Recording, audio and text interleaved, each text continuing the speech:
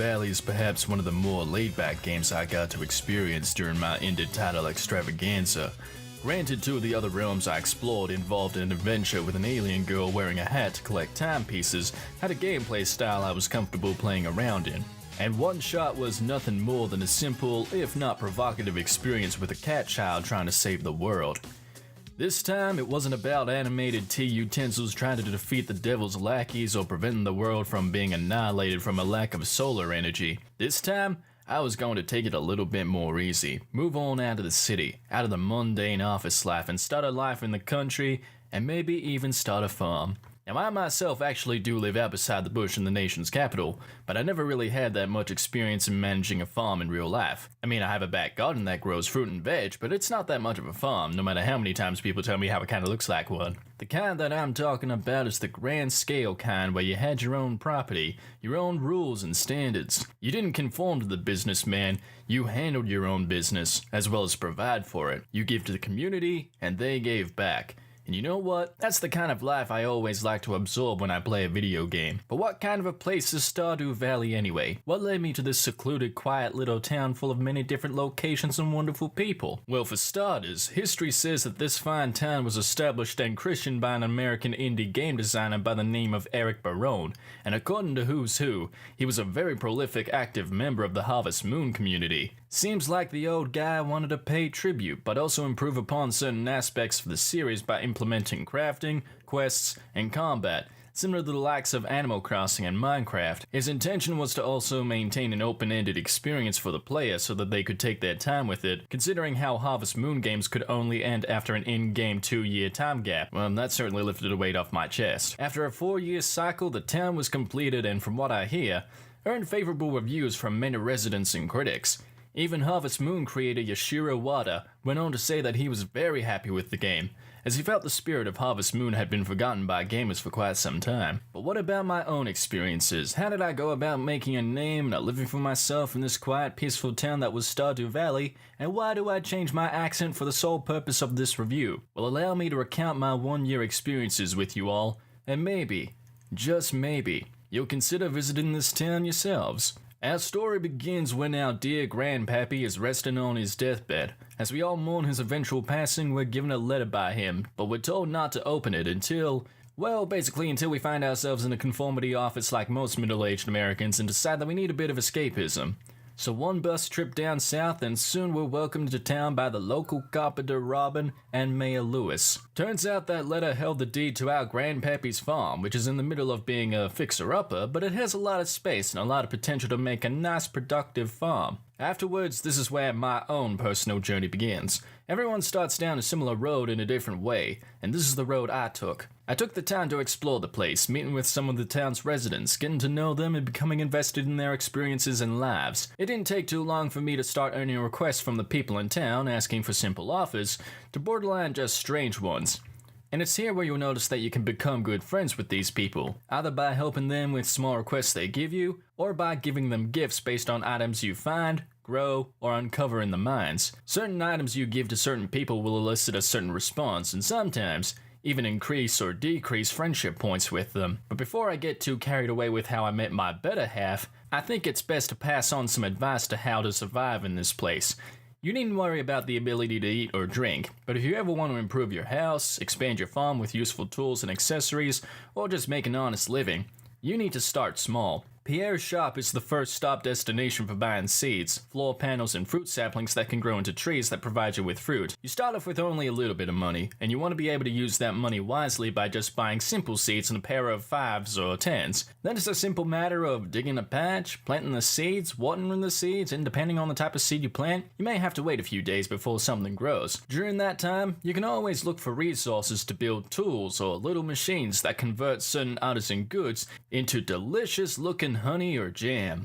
You can chop down trees, mine stone, pick many a different variety of flora, fauna, mushroom, and many more just by exploring the area. Aside from being ingredients that you can collect to build tools or create other items such as snacks or special seeds, You can save up the different resources you use when visiting the local carpenter Robin. When you have the right amount of resources and money, she can help build expansions to your farm, such as silos for the hay you collect, a well for you to gain easy access to water plants, a barn which you can use to fill to the brim with chickens, and so on and so forth. And yeah, speaking of money, this is perhaps the main selling point of the game.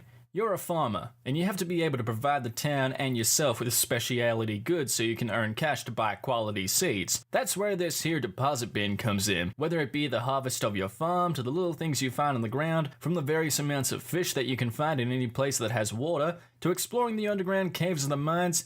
You may find a valuable mineral, a rare fish, or a delicious looking piece of fruit that you might like to deposit. And depending on how good the quality of the item is based on the colored star, the value of the item in itself, say gold or a rainbow shell, you could earn quite a lot each day just by working endlessly and persistently by creating a quality farm. And yes, I did mention the various amounts of other activities you can do, such as the fishing.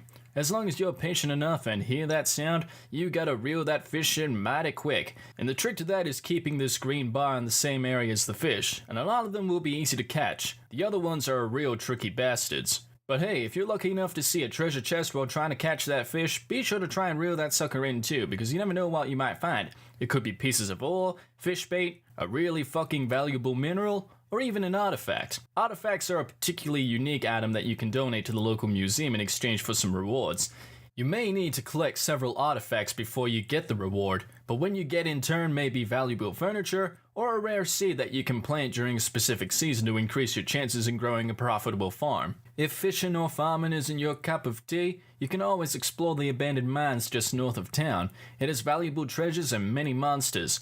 But if you're a Zelda veteran like I am, you won't have much trouble with these guys.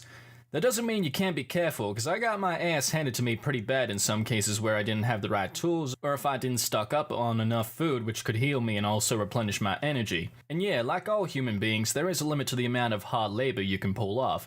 If you do too much work by the end of the day, you'll be walking mighty slow, and don't catch yourself doing that in the mines, because it's gonna be a long fucking walk home for you, boy. There is a lot that Stardew Valley offers to those who go out of their way to experiment with what they want to do, and rewards them for their hard work in figuring things out, especially when you check out the community center. See, this place used to be a living gathering place for the town before it became dilapidated and collapsed. The local Joja corporation that you used to work for wants to buy the community center to turn it into a warehouse, and you can help them with that by buying a membership card. But if you want a more rewarding journey, you can help these little critters restore the community center bit by bit by giving them specific items tailored to a room's theme, whether it be from farming, fish, mining, money, to even the community. Each slot that you fill up earns you a reward for your farm that can increase the quality of your harvest. Plus, it's just nice to see a withered rose spring to life bit by bit and see it come to life once more. It's a matter of give and take with this game, and for a game that gives you a lot of free range but also encourages hard work, that is a mighty fine achievement, particularly when you're looking to find the perfect mate amongst the town of Stardew Valley. You have a pretty average relationship with each of these characters when you begin your journey, but if you find the right gift for them, whether it be wine, daffodils, or even a chaos emerald, you can gain friendship points with them, and if you encounter them in specific locations, at specific times of day, at a specific hut, you can trigger events that you can get involved in where you have to answer correctly to a question they ask, which will determine how many friendship points you'll obtain or lose. If you're like me and cheated your way to getting a relationship, I pretty much just used a wiki when it came to this sort of thing. I'll admit, I'm the kind of guy who doesn't want to fuck up when it comes to having a serious relationship. After a while, you may even get to date the person you're interested in seeing by giving them a bouquet, and when you want to officially pot the question, you can give them a mermaid pendant, if your friendship status with them is at 10 hearts. You gotta find an old sailor of the dead at the beach on a rainy day though to obtain the mermaid's pendant. My chance came to ask the waifu of my virtual reality and her pixel hand in marriage temporarily became quite successful. Granted, I gave her a fuck ton of diamonds and chaos emeralds I found in the mine to win the fair maiden over, but after a special tender moment in the spa and 3 days after accepting my proposal, she and I were wed in the town of Stardew Valley. From then on, life was going to be much different. And by that I mean depending on who you want to marry. Sometimes your better half will water the crops of your farm, fill up the watering bowl of whatever animal you decide to adopt. Forgot to mention that, but there's not much to what happens when you pick an animal as a pet. They could give you special items like food or minerals they find as a gift, or as a token of their love for you, they can give you a star drop fruit to increase your stamina. Otherwise, nothing much really changes. I think you can either adopt or give birth to children in the game, but at this point in time, I didn't want to take too long to find out. I've established all the main points about Stardew Valley. You can do whatever you want, earn however you want, and play for however long you want as well. You can choose different farming environments to give you extra benefits such as more trees, places to fish, or spawn monsters out at night.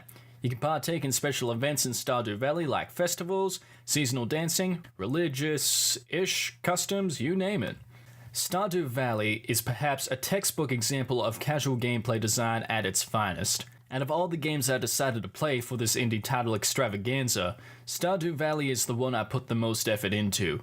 Mostly because there was so much there for me to do, and as an avid fan of games with open-ended design, I highly recommend this one to you all. And if you'd like to support the man responsible for this, be sure to give him lots of love over at his Twitter at ConcernedApe. He's still applying updates to the game today, and he's overall a cool guy. Haven't talked to him personally though, I'm not cool enough to talk to game designers. Well, that was certainly a unique experience, and one where I will never understand why I had to change my own accent to try and narrate my own experiences. Guess just putting on an imitation of McCree from Overwatch just makes it all that more exciting, I guess. Anyways, we've only got one more game left before this indie title extravaganza wraps up properly.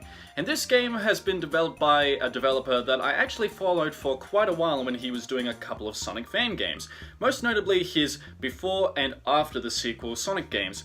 And this one game he's created that was released last year is known as Spark the Electric Jester. So how does it hold up to the rest of his other works? Well, we'll just have to wait and see. Until then, take care of yourselves, have a good evening, and as always, stay awesome, lovely viewers. I'll see you all next time.